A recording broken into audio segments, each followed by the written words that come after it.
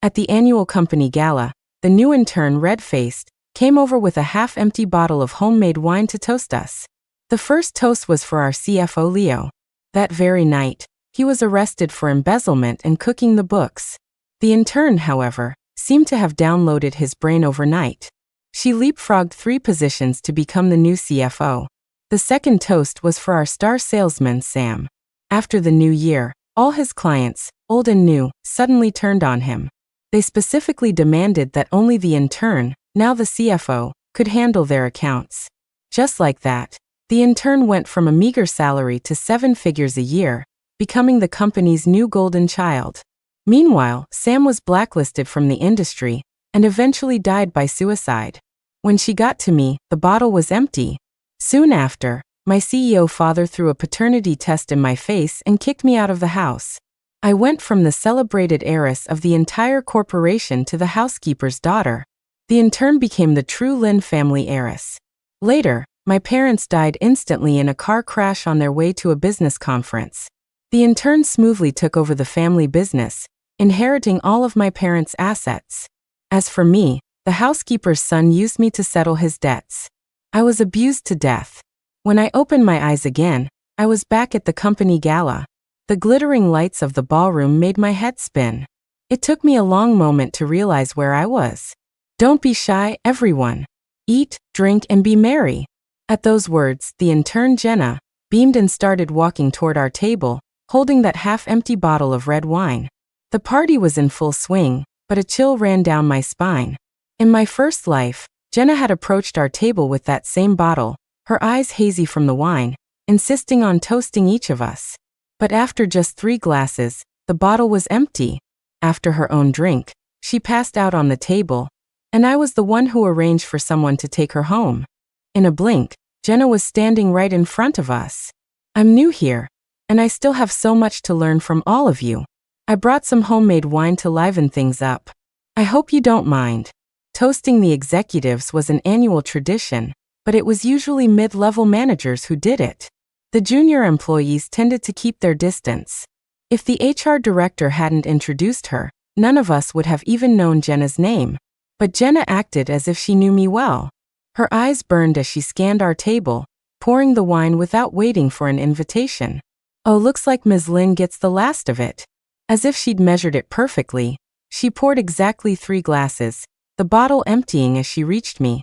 Seeing her flushed face, I picked up a glass of juice and offered it to her, suggesting she toast with that instead. But she stubbornly insisted on using the wine. Not wanting to embarrass an intern or seem like I was snubbing her homemade gift, I took the glass. A strange, metallic tang hit my nose as I downed it in one gulp. Wow. Ms. Lin can really hold her liquor. Jenna held up my empty glass for the table to see, her body trembling with excitement, her eyes wild with a manic glee. I forced a smile, frowning slightly. I told myself she was just drunk and didn't think much of it. Next, Jenna took her glass to the CFO. Leo, the CFO, drained his glass in one go. The star salesman, Sam, sitting next to him, followed suit to be a good sport. All 3 of us had finished the wine she'd poured. The mood at the table hit a fever pitch, and Jenna was ecstatic. It's so great that you all drank it. You all finished it. Her breath reeked of alcohol, and the crazed edge in her excited voice made my skin crawl. It was only then that I fully registered the bizarre taste of the wine. Thinking back to Jenna's dark gaze and strange tone, I felt a sense of unease. Seeing my enthusiasm wane, Leo, the CFO, touched his throat and invited me to the balcony for some fresh air. He was one of my dad's old army buddies. By rights, he was my uncle. When I first joined the company, he was the one who personally walked me through every department. He was both a mentor and a friend. But we had barely sat down on the balcony before the police showed up. They arrested him for embezzlement and cooking the books. The DA's office later found a mountain of incriminating evidence at his home. I refused to believe that a decorated veteran would ever do something like that. He insisted he was being framed, but with the evidence stacked against him, he was powerless. He left a handwritten letter, and then died by carbon monoxide poisoning. By the time I returned to the office after his funeral, the company was in turmoil. The distribution network that Sam, our star salesman, had built from the ground up was now demanding to work only with Jenna, threatening to terminate their contracts otherwise. The rumor mill churned, saying Sam had been skimming off the top and bleeding his distributors dry, and now they were fighting back. I was the only one who felt that these back-to-back disasters were connected by something more than coincidence. Sure enough, a week later, Jenna showed up at my house with a paternity test. "Lynn, I'm the chairman's real daughter. You're just a housekeeper's bastard child who's been living my life for years. It's time to give me back what's mine," the housekeeper confessed, claiming she had swapped me and Jenna at birth, making me the Lynn family heiress. Then she dragged me back to her home and used me to pay off her son's gambling debts. I was abused to death.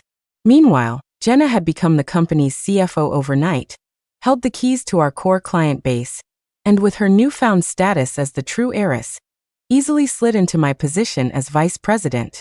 3 months later, my parents died in a sudden car crash, and as their sole heir, she inherited everything. The three of us, symbols of power, money, and influence, were dragged into the mud in an instant. Like a flash of lightning, the tangled mess in my mind found its source: Jenna. All three of us had drunk her homemade red wine. Watching Jenna approach my table with that bottle, my first instinct was to run. But in the next second, she called out to me, "Ms. Lynn, it's so great to finally meet you. I'm a new intern. I've heard so much about you, but this is the first time we're actually meeting. I hope I can learn a lot from you." Her eyes were red, her trembling voice filled with a timid awe. Everyone was surprised that a new hire would have the guts to approach the executive table alone. Seeing their shock, the HR director quickly smoothed things over. "Ms. Lynn Leo, this is our new intern Jenna. My apologies, I haven't had a chance to properly introduce her. Since everyone's here, come on Jenna, fill up everyone's glass. A toast for all the execs." My heart sank when I saw him push his own wine glass aside, telling Jenna to use her bottle to pour for everyone. Fragments of my past life flooded my memory. If I remembered correctly, Jenna only had an associate's degree, yet she'd landed an internship at our company. All of her subsequent promotions had been personally recommended to my father by the HR director. After the company fell into chaos, almost all the executives loyal to me were fired. Only the HR director was promoted again and again, eventually becoming a major shareholder on par with Jenna. A wave of dread washed over me, and goosebumps erupted on my skin. I clenched my fists, forcing myself to stay calm, but the memories of my past life still filled me with terror. Seeing my silence, she held up her glass, tears welling in her eyes. "Ms. Lynn, do you not like my homemade wine? I brought it all the way from my hometown. It's not as fancy as the expensive stuff, but I promise it's clean." The situation grew tense. Her choked voice drew the attention of others at the party. "I'm sorry, Jenna. I've already had a bit too much to drink tonight. How about we toast with something non-alcoholic?" When I still refused to take the glass, she started wiping away tears and, in a bold move, took a sip herself. "See? It's perfectly fine, I promise. It's how we make it back home. If you really don't want it, I can get you another drink. As long as you're not mad at me." Jenna's eyes were filled with tears. It was a classic retreat to advanced tactic, putting me squarely on the spot. Seeing my exasperated expression, she subtly curved her lips into a smile. The greed in her eyes looked like it could swallow me whole. I tried to look calm, but I was drenched in a cold sweat. People around us started trying to ease the tension. "Come on, Ms. Lynn, the kid's got guts. Just a little sip will do." "That's right. Just a taste. Think of it as encouragement for our intern." The HR director then pushed the wine glass right in front of me, his expression making it clear that refusing would make me look like a tyrant. Seeing her chance, Jenna quickly raised her glass to clink with mine. The blatant calculation and desire in their eyes was impossible to miss. Even other employees were now looking over with complicated expressions. With no other choice, I stood up and took the glass. Just as it neared my lips, the sharp sound of a glass shattering across the room snapped me back to my senses. I pretended to be drunk and stumbled, letting the wine glass slip from my fingers. The deep red liquid spilled down my coat. In my frantic attempt to wipe it off, I accidentally knocked over Leo's and Sam's glasses as well. Seeing the mess on the table, the knot in my chest finally loosened. I'm so sorry, Jenna. I really am a bit drunk tonight. I've wasted such good wine. Keep up the good work. There are plenty of opportunities in this company. I gave her a pat on the shoulder, then excused myself to go change. After leaving the banquet hall, I called my assistant and told her to discreetly bag up the utensils and glasses used by the HR director and Jenna after the party. I remained on edge for the rest of the night. After the driver took me home, I got a call from Uncle. Lynn, are you okay? You seemed a little off tonight. If anything's wrong, you have to tell us. Your dad's away so much. Don't keep things bottled up. Hearing his concerned voice and thinking of his tragic death in my past life, a lump formed in my throat. I took a deep breath. I'm fine, just had a little too much to drink. You should get some rest. It was past midnight when I hung up. In my first life, Uncle was already in a detention center by this time. I let out a quiet sigh of relief. Since I didn't drink the wine, maybe this time the tragedy wouldn't repeat itself. But the next morning, my phone started ringing off the hook before dawn. Ms. Lynn, Leo's been reported for embezzlement. The police have taken him away. My heart seized and I started to tremble. I threw on some clothes and rushed to the police station. The moment I parked, Sam jumped into the passenger seat. Ms. Lynn, I remember everything now. That homemade wine Jenna poured for the three of us yesterday, there has to be something wrong with it. I looked at Sam, whose hands were also shaking, and my own heart pounded in my chest. But I knocked over all the glasses. Why was Uncle still reported and arrested? To get to the bottom of this, we have to talk to Leo himself. Sam's eyes were filled with panic. We had to find out what was going on. The thought that Uncle had killed himself shortly after this in my past life made my throat tighten. Uncle refused to say a word, insisting he would only talk after seeing us. The police granted us a meeting, but they monitored the entire conversation. You're finally here. It feels like I've been having a very strange dream. At first, I thought it was all just a coincidence. But when I saw you trying so hard to avoid drinking that wine with the metallic taste, I got suspicious. So I followed your lead and knocked my glass over too. I went home, called you, and then went straight to bed. I slept like a rock. The next thing I knew, I was waking up to the police at my door. He rubbed his forehead. Even for a man who'd seen combat and faced death, this was all too bizarre to comprehend. In my past life, after I drank her wine that night, my life was destroyed. I was fired and thrown in prison. My elderly parents, who had always been so proud of me, couldn't handle the shock. They both passed away. And then, from my prison cell, I saw on the news that Jenna had taken my place as CFO. Her career was soaring, and she'd somehow leapfrogged over both of you to become the top dog at the company. To this day, I have no idea where the evidence they found in my apartment came from. It was like she swapped lives with me. Uncle forced out the last few words, and it was like a light bulb went off for both me and Sam. Hadn't our lives been swapped too? As the shock hit us, Sam's phone rang. His assistant's frantic voice crackled through the speaker. Mr. Sue, what do we do? All of our distributors want to cancel their contracts, unless... Sam's face went rigid. Unless they can work with the intern Jenna instead. Right? The line went silent.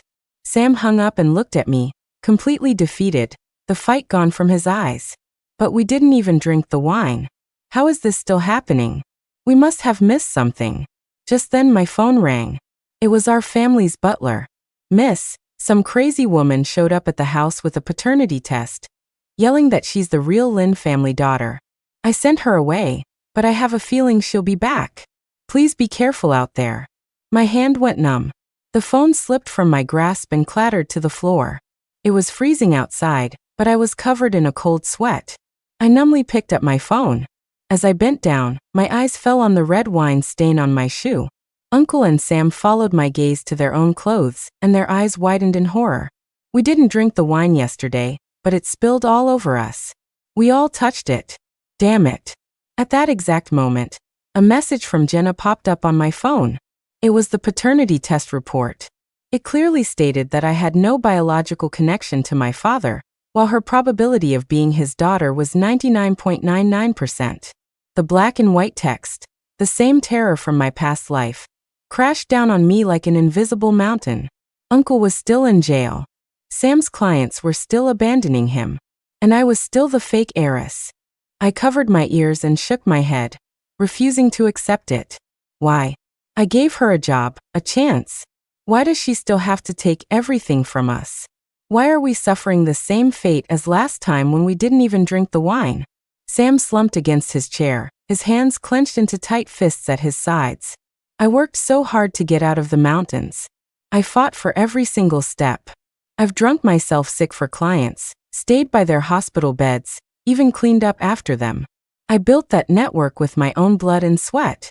How can she just take it all away so easily? He hissed, his voice trembling with rage. Uncle just lowered his head, silent. The room was terrifyingly quiet. Scenes from my past life flashed through my mind, and suddenly, my eyes lit up. No. This time is different. In my first life, the evidence in Uncle's apartment was enough to seal his conviction. But this time, that evidence doesn't exist. And yes, the distributors are threatening to leave, but they haven't actually signed with Jenna yet. Things have already changed. We have to find out the truth before Jenna makes her next move. My words seemed to spark a fire in Sam. We exchanged a look and left the police station. On the way out, I took the bag containing the glasses used by the HR director and Jenna from my trunk and sent it to a DNA testing lab overnight. Just like in my previous life, Jenna underwent a complete transformation. The person who once struggled with basic tasks was suddenly fluent in complex financial concepts and even earned her CPA, navigating the corporate world with ease. Meanwhile, the key evidence in Uncle's case began to surface, piece by piece. At first, with no proof, it could have been dismissed as slander. But slowly, the fabricated evidence started pointing directly at him. The situation with the distributors was also getting harder to manage. Sam offered them the best profit margins the company could afford, but it was like they were under a spell, insisting on signing with Jenna even if it meant losing money. Jenna, now serving as both CFO and sales director, transformed from a struggling transplant in a basement apartment to the owner of a sprawling penthouse in the city center. And when I got the results from the DNA lab, I wanted to cry. She was like a predator, devouring everything we had, piece by piece, and we were powerless to stop her. But her success wasn't enough for Jenna. She started doing media interviews, telling the story of her incredible rise. In just 3 days, she had crafted a modern myth of a poor girl who defied the odds and changed her destiny. The business interviews multiplied, her exposure grew, and she became a hero to many from humble backgrounds. She started writing books and giving lectures at universities. One prestigious university even invited her to be an honorary chancellor. But I knew her ambition was far from satisfied. She wanted to absorb all the glory, to replace me and inherit the entire Lin family fortune, both domestic and international, to feed her insatiable greed. But this was my second life, and I would not let her succeed. While Jenna was busy building her fame, Sam hadn't been idle. He had gone to Jenna's hometown and discovered the secret of the red wine. But it was far from over. The memory of my parents dying in that car crash was a constant, aching pain. In my first life, even after Jenna produced the DNA test proving I wasn't my dad's biological child and she was, my father only pretended to kick me out. He had secretly moved me to a villa in the suburbs. He knew Jenna was coming for us, and he was afraid she would harm me if he didn't play along. He knew I wasn't his daughter, but he still protected me with everything he had. And yet, that wonderful man still died in that car crash. Lynn, we know about what happened to your uncle. Don't worry, we'll hire the best lawyers for him. There have been some personnel changes at the company lately, but don't you worry about a thing. Your mother and I will be back in a few days, and we'll sort everything out. My father's gentle voice came through the phone, but all I could hear was that they were coming back. Dad, are you driving back? My hand holding the phone trembled, and my voice cracked. Dad. He heard the panic in my voice and quickly asked what was wrong. Dad, listen to me. Don't drive back. Take the train, take a plane, whatever you do, just don't get in a car. I'm begging you. The more I spoke, the more frantic I became, until I could barely get the words out. My mother, on the other end of the line, also sensed my distress. Jenna, honey, don't scare your mother. Whatever it is, tell us. We'll face it together. Hearing their voices, I broke down completely. After a long while, I pulled myself together and told them about the DNA test results. I did a DNA test. I'm not your daughter. Jenna is your real daughter. The line went silent for a long time. I continued, Dad, everything that's been happening at the company, it's all Jenna's doing. I know it sounds crazy, but it's the truth. She wants to replace me, to become your daughter, and then she wants to harm you and inherit everything. My heart pounded as I poured everything out. The silence on the other end was even deeper than before. My heart sank. Just as I was about to lose hope, my father sighed. Lynn, we know everything you're saying. We'll explain the paternity test when we get back. But I want you to remember this. In my heart, you will always be my only daughter. From now until we get home, don't do anything. We'll face this as a family. In that instant, a wave of warmth washed over me. I curled up on the sofa and cried like a child. My parents took the first flight back, arriving late that night. The moment they opened the door, I threw myself into their arms. You've been through so much. Don't worry, Dad will take care of things from here. I built this company from nothing. I'm not a pushover. If anyone dares to harm my family, I won't let them get away with it. I looked at my parents in shock. But Jenna is your real daughter. I said it cautiously, instinctively pulling away from my father. The next second, he burst out laughing. Who said she's my daughter? He looked at my mom with a mock-wounded expression. Well, I guess the secret that I can't have children is finally out. Before I married your mother, I had already lost the ability to have children. On my last mission before retiring from the army, my two-man scout team with your uncle was discovered by terrorists. We were both badly wounded. Your uncle almost didn't make it. I got my injuries saving his life. I suddenly understood why Uncle had always been so kind to me. But Jenna's test. At the mention of Jenna, my mom rolled her eyes. My dad continued, Jenna is not my daughter. She's a college student I've been sponsoring. But as she got older, her ambition grew. She even tried to use her body to get ahead. As soon as I saw she wasn't a good person, I cut off her funding. She's held a grudge ever since. I suspect this whole scheme is her way of getting revenge. Hearing this, I was still confused. He seemed to read my mind. My mom pulled me into a hug. Of course you're my daughter, she said softly. There was another man on that mission, your biological father. He sacrificed himself to save your dad and uncle. I was about to give birth at the time. Your dad, knowing he couldn't have children and wanting to repay his debt, married me. He's treated you as his own ever since. My eyes widened in disbelief. The questions in my mind began to find answers. Jenna's report had to be a fake. According to the timeline from my first life, Jenna would be bringing reporters to our door tomorrow to announce her true identity. Just as we were planning how to deal with her, there was a knock on the door. Ms. Lynn, it's Sam. Open up. Hearing Sam's urgent voice, I rushed to open the door. An elderly woman in traditional ethnic clothing entered with him. Ms. Lynn, remember when I told you about the secret of the red wine? At the mention of the wine, Sam's face filled with rage. I brought the shaman from Jenna's hometown. On the way here, I told her everything that happened to us. She said she can help. The shaman took out a silver object and circled us 3 times, then smiled with an air of knowing confidence. It's nothing but a crude little trick. Your lives weren't swapped. You were poisoned. Poisoned? My parents and I said in unison. The shaman nodded. There's no such thing as changing one's destiny. Jenna just stole a poison from me and put it in the wine. But this isn't an ordinary poison. It uses human blood as a catalyst, mixed with specially bred symbiotic parasites from my people. The poisoner can then use these parasites to steal everything from you.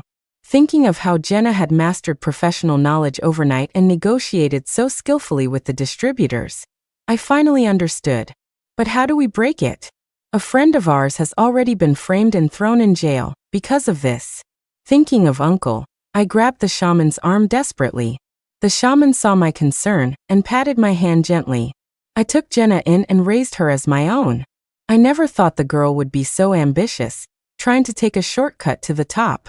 She begged me to help her before, But I knew it was a wicked path and sent her away. I never imagined she would steal my parasites while I was away tending to the sick and use them on you. This matter started because of me. Even if you hadn't found me, I would have come to set things right. Just do as I say." The shaman pulled us aside and spoke in a hushed voice. After hearing her plan, Sam and I finally breathed a sigh of relief.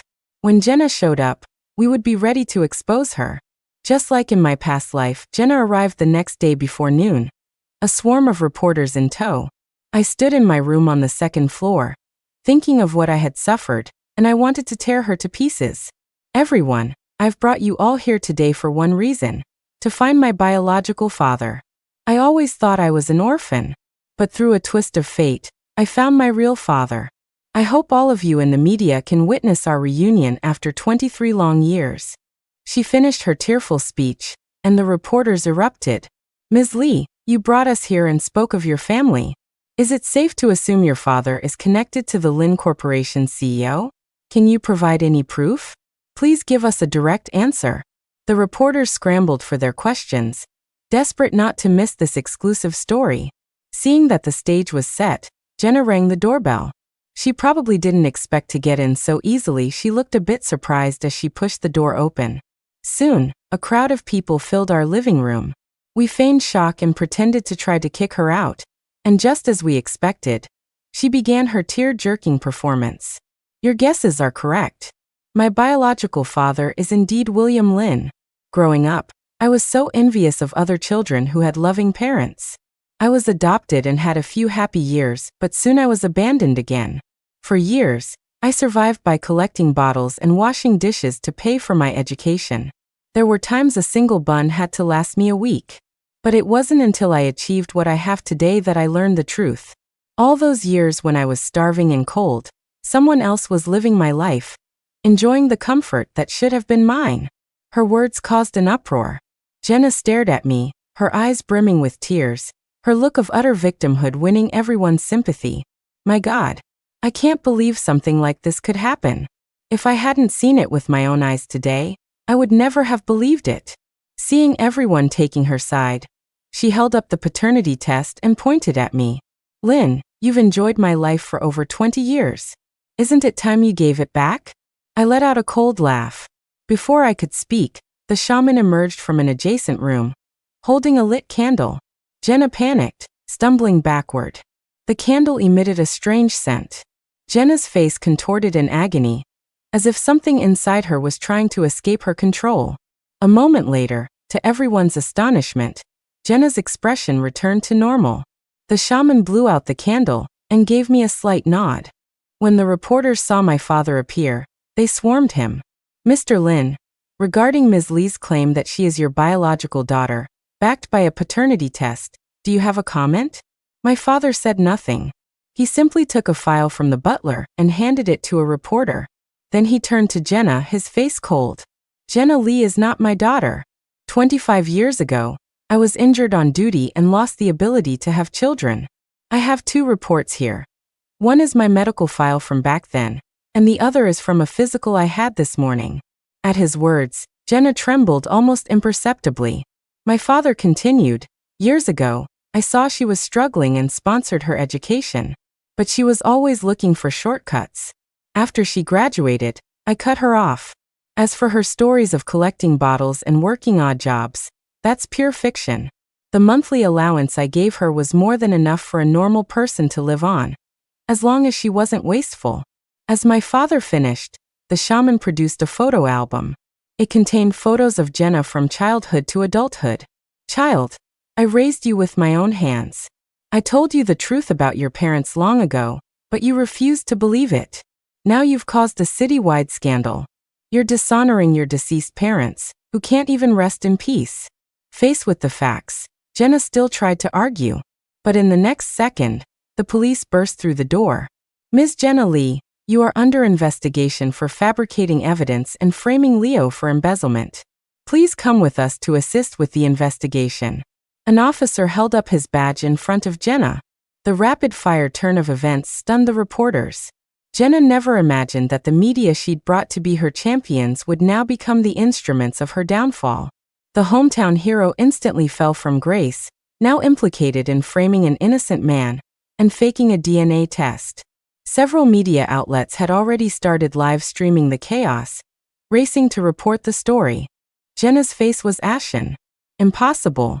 You all touched my wine. How can I be the criminal? I'm the real Lin family heiress.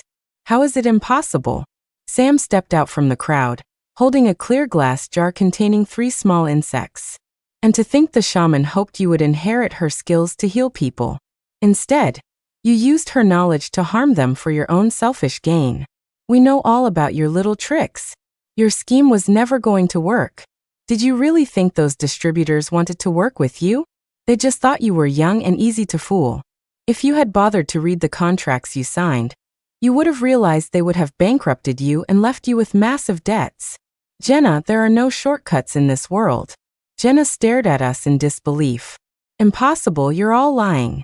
You're trying to trick me, but it won't work. She shook her head, her state bordering on hysteria. Just then Uncle arrived. He threw a stack of fake evidence at her feet. You hired some outside help and thought you'd really mastered all my skills? Jenna, it's time to wake up from your fantasy. With the truth revealed, the halo of glory Jenna had spent months building shattered in an instant. The celebrated hometown hero and successful young professional was right back where she started. The story of Jenna's stolen life quickly spread through every media outlet. The higher she had flown, the harder she fell.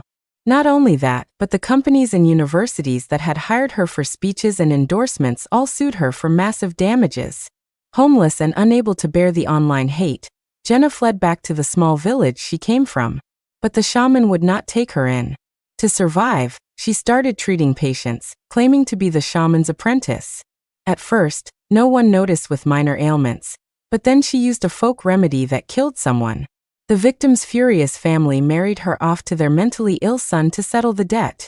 She died from the abuse before she could find a way to escape. When this news reached me, I was planning the next year's company gala. But Sam was resistant. Ms. Lin, I don't think the employees really want another gala. I adjusted my glasses. What, the HR director leaves and suddenly you're an expert on employee morale? Then tell me what they want. Cash. Well then. So I talked it over with Uncle, and we decided to take the entire budget for the gala and the prize money, convert it to cash, and add it to everyone's holiday bonuses. When the announcement went out, the entire office erupted in a thunderous cheer that was louder than the opening applause of any gala we'd ever had. With no party to attend, I invited Uncle to my parents' house for a holiday dinner. Knowing the truth about my birth didn't make things awkward. If anything, my 3 parental figures doted on me even more. In fact, they were all already clamoring to set me up on dates for the new year. The end.